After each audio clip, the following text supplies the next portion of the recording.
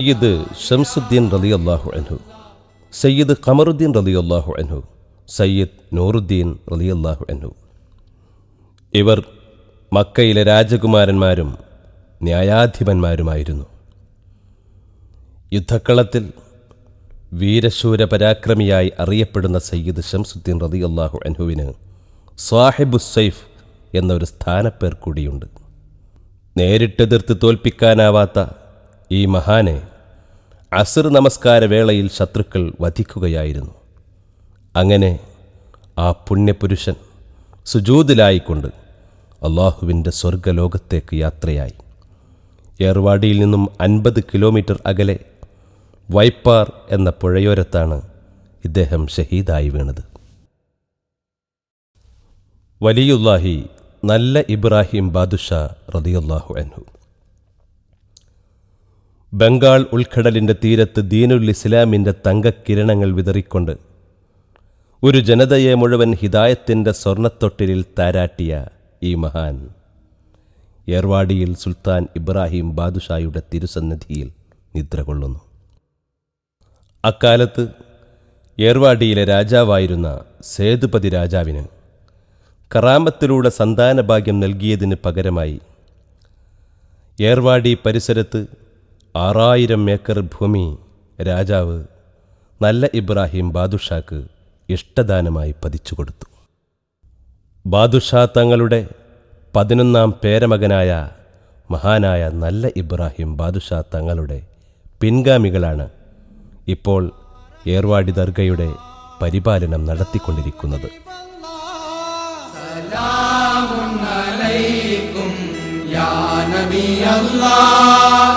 या रसूल अल्लाह या हबीब अल्लाह ला इलाहा इल्लल्लाह मुहम्मदुर रसूलुल्लाह या हो या अल्लाह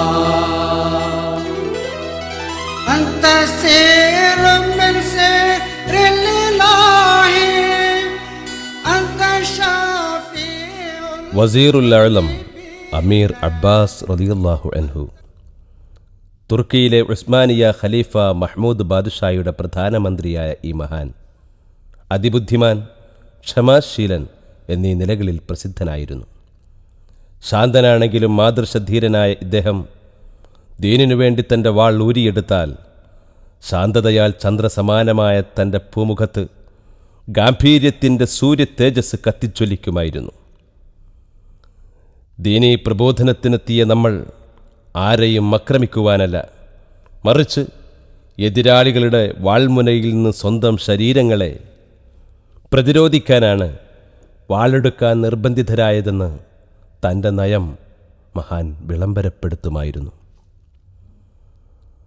വലുപ്പത്തിലും ശക്തിയിലും പേരുകേട്ട 100 കണക്കിന് തുർക്കി കുതിരകളെ മഹാനവറുകൾ ഇന്ത്യയിലേക്ക് കൊണ്ടുവന്നു. സുൽത്താൻ ഇബ്രാഹിം ബാദുഷായുടെ സർവ്വസൈന്യാധിപനായ ഈ മഹാൻ വിജയപതാക കാണുന്നതിന് മുമ്പേ ഷഹീദായി. ഹിജ്റ വർഷം 583 ദുൽഖഅദ 3 1187 ജനുവരി 4-ാം തീയതി തിങ്കളാഴ്ച ഈ പുണ്യപുരുഷൻ പരലോകം പുൽകി. പിൽക്കാലത്ത് അബ്ബാസ് മന്ത്രി എന്ന ചുരുക്കപ്പേരിൽ ജനങ്ങൾ ആദരപൂർവം മഹാനെ ഓർക്കും.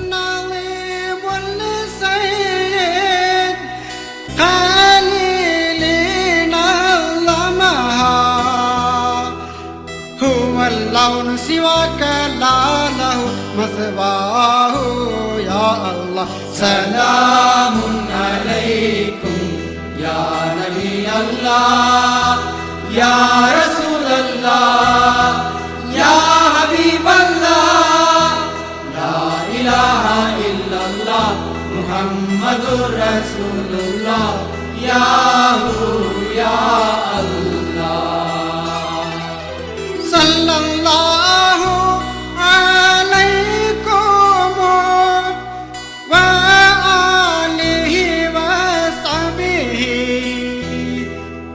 സല്ലല്ലാഹു അലൈക്കും വ ആലിഹി വസഹ്ബിഹി وسلم سلما على رسول كل حين يا نبي الله يا رسول الله يا حبيب الله سلام عليكم يا نبي الله ഡോക്ടർ സയ്യിദ് അബ്ദുൽ ഹക്കീം റളിയല്ലാഹു അൻഹു. സുൽത്താൻ ഇബ്രാഹിം ബാദുഷാ റളിയല്ലാഹു അൻഹുവിൻ്റെ വൈദ്യസംഘത്തിൻ്റെ തലവൻ. മദീനയിൽ രാജാവായിരിക്കെ ബാദുഷായുടെ കൊട്ടാര വൈദ്യന്മാരുടെ നേതാവും സുൽത്താൻ്റെ സന്തത സഹചാരിയുമായിരുന്നു ഡോക്ടർ അബ്ദുൽ ഹക്കീം. ആത്മീയ ചികിത്സയിലൂടെ ആയിരങ്ങൾക്ക് രോഗശാന്തി നൽകുന്ന ഈ മഹാനവറുകളുടെ കറാമത്തിന് മുമ്പിൽ ആധുനിക വൈദ്യശാസ്ത്രം പോലും അമ്പരന്നു നിൽക്കുകയാണ്. യാ നബി അല്ലാഹ് യാ റസൂലല്ലാഹ് യാ ഹബീബല്ലാഹ് ലാ ഇലാഹ ഇല്ലല്ലാഹ് മുഹമ്മദുർ റസൂലുള്ളാഹ് യാ ഹു യാ അല്ലാഹ്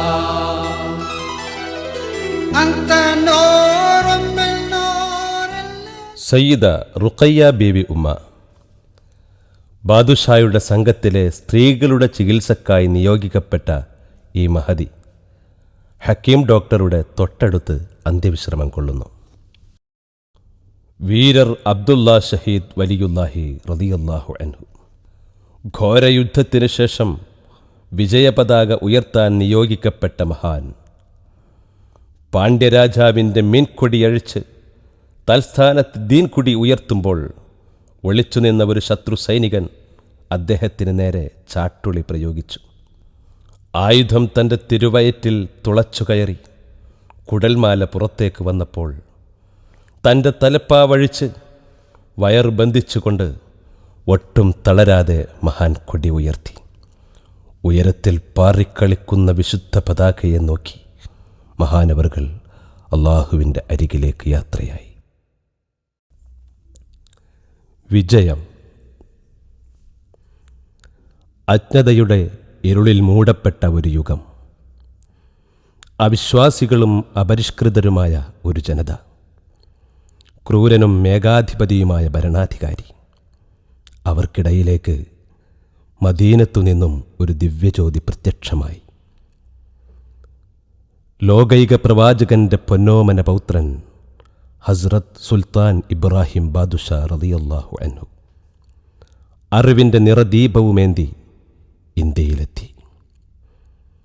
മദീനയിലെ രാജാധികാരവും പദവിയും ഉപേക്ഷിച്ച്, നാടും വീടും ഉപേക്ഷിച്ച് മഹാനവറുകൾ ദീനിനു വേണ്ടി സർവം ത്യജിച്ചുകൊണ്ട് യാത്രയായി. ശാന്തിയും സ്നേഹവും സമാധാനവും സമ്മേളിച്ച അധ്യാത്മപ്രഭാവത്തിൻ്റെ ആ ഉജ്ജ്വല തേജസ്സിനെ അന്നത്തെ ജനങ്ങൾക്ക് ഉൾക്കൊള്ളാൻ സാധിച്ചില്ല. സത്യത്തിന് മുഖം കൊടുക്കാതെ പുറംതിരിഞ്ഞ നിഷേധി സമൂഹത്തിനെ മഹാൻ ആദ്യം സഹനം കൊണ്ടും ക്ഷമ കൊണ്ടും നന്മയിലേക്ക് ക്ഷണിച്ചു. പക്ഷേ ക്രൂരതയുടെ മനുഷ്യരൂപങ്ങൾ ആ ദീപഗോപുരത്തെ ഉരുക്കുമുഷ്ടി കൊണ്ട് തകർക്കാൻ തുനിഞ്ഞപ്പോൾ ആ പുണ്യപുരുഷൻ്റെ രാജഭാവം ഉണർന്നു. ജലാലിയത്തിൻ്റെ തീജ്വാലയിൽ മുഖകമലം സൂര്യ തേജസ്സായി.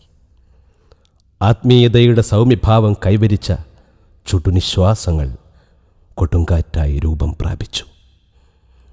പിന്നെ ഒരു മുന്നേറ്റമായിരുന്നു. ആ മുന്നേറ്റത്തിൽ അസത്യത്തിൻ്റെ നെടുങ്കോട്ടകൾ തകർന്നു തരിപ്പണമായി. വെളിച്ചം വന്നുദിച്ചപ്പോൾ ഇരുട്ട് ഓടി ഒളിച്ചു. ആഞ്ഞടിച്ച ആദർശത്തിൻ്റെ ചുഴലിക്കാറ്റിൽ കാപട്യത്തിൻ്റെ കടലാസു കഷ്ണങ്ങൾ ചിതറിത്തെറിച്ചു. അങ്ങനെ നെറികേടിൻ്റെ, ഏകാധിപത്യത്തിൻ്റെ ക്ഷുദ്രപതാകയെ താഴെ ഇറക്കി തൽസ്ഥാനത്ത് ശാശ്വത വിജയത്തിൻ്റെ വിജയപതാക മഹാനായ സുൽത്താൻ ഇബ്രാഹിം ബാദുഷാ തങ്ങൾ ഉയർത്തി.